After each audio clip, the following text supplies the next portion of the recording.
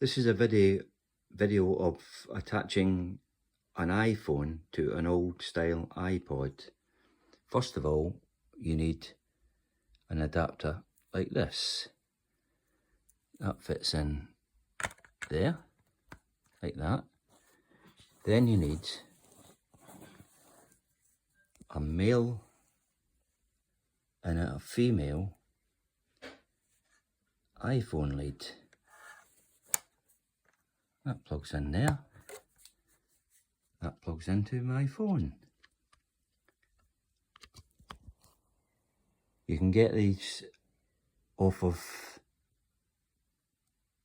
eBay, cheap as chips.